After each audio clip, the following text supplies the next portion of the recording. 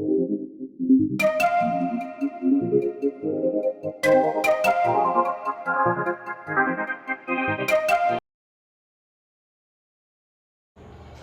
eu vou falar um pouco sobre Émile Durkheim.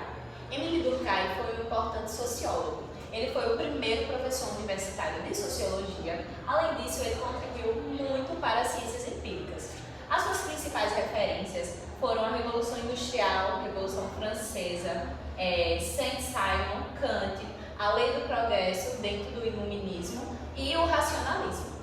Além disso, para Durkheim, o conceito de sociologia se resume à ciência das instituições, da sua gênese e do seu funcionamento, ou seja, de toda a crença, todo comportamento instituído pela coletividade. E ele acredita que a origem da sociologia vem dentro da coletividade. Agora eu vou falar um pouco sobre os estudos de Émile Durkheim. Vou começar falando sobre o fato social. O fato social são maneiras de agir e de ser e expressões coletivas. A partir das maneiras de agir, elas podem ser fluidas. Um exemplo disso são os movimentos coletivos.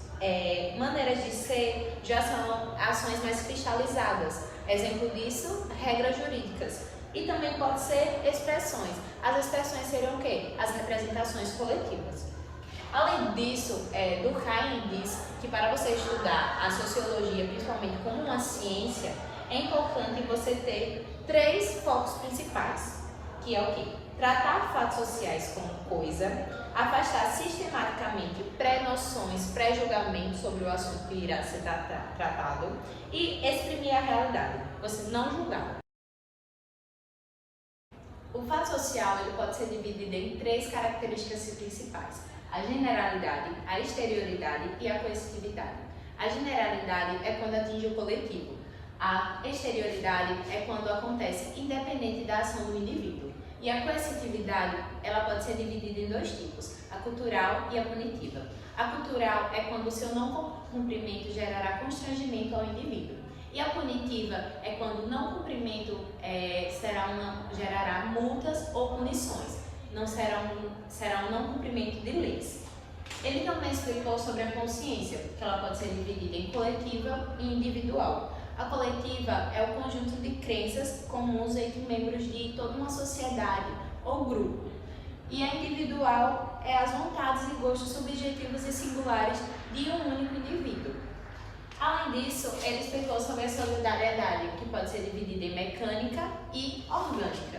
A mecânica é quando os indivíduos se ligam sem nenhum tipo de intermédio, somente por ter sentimentos ou crenças em comum. E a orgânica é quando ela é derivada da divisão de trabalho. Essa solidariedade ela é causada pela interdependência entre esses membros. Esses foram alguns pontos principais que eu separei sobre Émile Durkheim. Obrigada pela atenção. Irei falar um pouquinho sobre Karl Marx e sobre seus principais fundamentos. Bom, Marx ele foi herdeiro do Iluminismo, acreditava que a razão era não só um instrumento de apreensão da realidade, como também era um meio de construção de uma sociedade mais justa. E as formulações que Marx acarretou ao longo da sua vida, especialmente sua análise sobre a sociedade capitalista, provocaram desde o princípio um enorme impacto nos meios intelectuais. Então, até hoje, há grandes dificuldades em relação ao entendimento das obras de Marx. As obras dele têm dado lugar a inúmeras interpretações controversas. Então, eu irei apresentar para vocês os principais fundamentos metodológicos de Karl Marx. O conceito de materialismo dialético foi desenvolvido por Marx e pelo filósofo sociólogo Friedrich Engels, e a partir dele é possível desenvolver análises acerca das relações estabelecidas entre grupos de indivíduos e suas conexões com os processos de mudanças sociais. Um processo de produção e reprodução material e social situa-se na compreensão da totalidade do movimento da sociedade. Então, este processo da vida através do trabalho é para Marx a atividade humana básica. e a partir dela se constitui a história dos homens, e também é através dela que se volta o materialismo histórico, método da análise da vida econômica, social, política e intelectual. Na ideia marxista, as classes sociais elas são grupos de indivíduos que partilham de uma posição similar nas relações de produção, sejam os proprietários dos meios de produção ou os que vendem sua força de trabalho. E a estrutura de classes é caracterizada pelo antagonismo entre elas. Bom, o Manifesto Comunista ele se inicia com a afirmativa de que as classes sociais sempre se enfrentaram e sempre mantiveram ou uma luta constante e velada ou mais franca e mais aberta. E essas lutas sempre terminam com a transformação revolucionária de toda a sociedade ou pelo colapso das classes em luta. E é por meio da luta de classes que as principais transformações estruturais são impulsionadas, e por isso ela é dada como o motor da história. A classe explorada constitui-se assim no mais potente agente da mudança.